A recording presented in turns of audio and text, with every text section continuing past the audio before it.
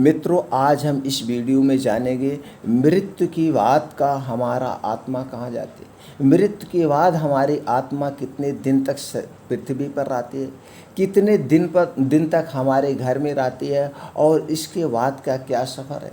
मरने के बाद हमें क्या फल मिलता है, कैसे मिलता है, किस कर्म की क्या सज़ा दी जाती है, आज इस वीडियो में आप जानेंगे मित्रों, जो कि जानना भी ज़रूरी है। हर एक इंसान को जानना ज़रूरी है अपने घर की सुख शांति के लिए।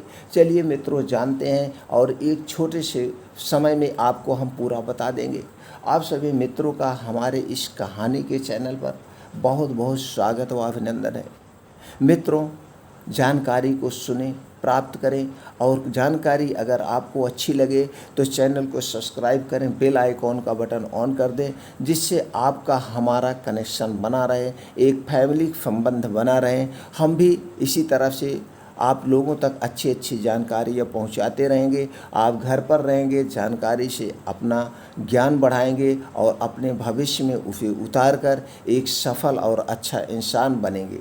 तो दोस्तों, चलिए शुरू करते हैं। मृत्यु के बाद आत्मा का सफ़र ऐसा होता है, जाने कितनी होती है हमारे मृत आत्मा की रफ्तार। जीवन का अंतिम सत्य मृत्यु है। हमें पता है कि एक दिन सभी को यह शरीर त्याग कर जाना है।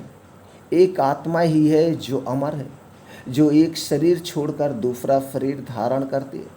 लेकिन धार्मिक मान्यता अनुसार इसके मध्य हमारी मृत्यु के बाद आत्मा यमलोक की ओर चली जाती। यमलोक नगरी तक आत्मा कैसे पहुंचती है और कैसा होता है यह सफ़र, आज हम आपको बताते हैं। मृत्यु के बाद आत्मा से सफ़र की कुछ रोचक जानकारियाँ।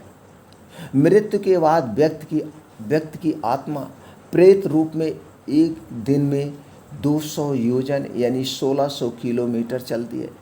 एक योजन 8 किलोमीटर का होता है। इस तरह एक वर्ष में आत्मा यमराज के नगर में पहुंचती है। बैतरणी नदी को छोड़कर यमलोक का मार्ग 86,000 योजन है। बैतरणी नदी बहुत ही भयानक है, जिसे पार कर पाना बहुत ही कठिन है। यम मार्ग में 16 पुरियाँ यानी नगर हैं। ये सभी नगर बड़े ही भयानक है। इस मार्ग में बहुत कम समय के लिए व्यक्ति की आत्मा को महीने में एक बार ठानने का अवसर मिलता है। यहाँ आत्मा अपने पुनर्जन्म के कर्मों और परिवार के लोगों को याद करके दुखी होता रहता है। यमदूतों की यातना से दुखी होकर आगे कैसा शरीर मिलेगा यह सोचकर भी वह घबराता रहता है। यम मार्ग में भयानक नरक होते हैं, भयानक नगर। यम मार्ग में कई नरक हैं, जिनमें कुछ नाम है अंतम और ताम्रमय। अंतम कीचड़ और जोंक से भरा है, जबकि ताम्रमय तपे हुए तावे जैसा गर्म है। इस मार्ग से जाते हुए पाप कर्मों को करने वाले की आत्मा दुख पाती है। यमलोक का द्वारपाल यमलोक के भवन के द्वारध्वज पर नाम का द्वारपाल पहरा देता है। यमराज के भवन पर धर्मध्वज नाम का एक द्वारपाल पहरा देता है।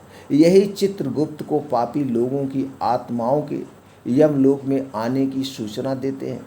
यमलोक के द्वार पर 2 भयानक कुत्ते भी पहरा देते हैं, जो पापियों को देखकर लाल आंख किए उनको झपट्टा लेने के चाहते हैं, उन्हें झपट कर काटना चाहते हैं। यमरोज के सभासद में करते हैं कर्मों का हिसाब। यमराज के दरबार में ब्रह्मा जी के पुत्र श्रवण और उनकी पत्नी श्रवणी निवास करते हैं। श्रवण पुरुषों के सभी कर्मों का लेखा रखते हैं। ये पुरुषों की सभी बातों को दूर से ही सुनकर उनके पाप पुण्य का लेखा जोखा रखते हैं। इनके कहने के अनुसार ही यमराज पुरुषों को उनके कर्मों के अनुसार ही फल देते हैं। कर्मों का फल मिलता है कैसे, जानते हैं। श्रवण की पत्नी स्त्रियों के पाप पुण्य को यमराज से बताते हैं। इनकी बातों और सलाह के आधार पर यमराज महिलाओं को उनके कर्मों का फल प्रदान करते हैं। सूर्य, चंद्र, जल, आकाश, मन, दिन, रात और धर्म मनुष्य के कर्मों को जानते हैं।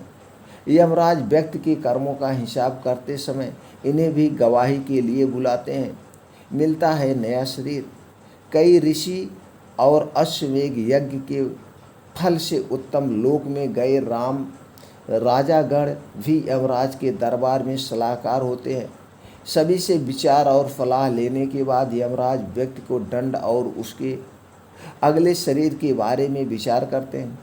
अपने कर्मों का फल भोगकर प्राणी को फिर से बचे हुए कर्मों का फल भोगने के लिए नया शरीर मिलता है। मृत्यु के समय 4 चीज़ें पाप तो बिना श्रद्धा भी मिल जाता है स्वर्ग। दोस्तों, इसलिए पाप पुण्य आपका कर्म क्या कहता है, सब कुछ हिसाब यहीं पर हो जाता है। तो दोस्तों, ऐसा कोई काम ना करें कि जिससे हमारी आत्मा को भी कष्ट हो। फिर मिलते हैं ऐसी ही और ज्ञानवर्धक बातों के साथ अगले वीडियो में।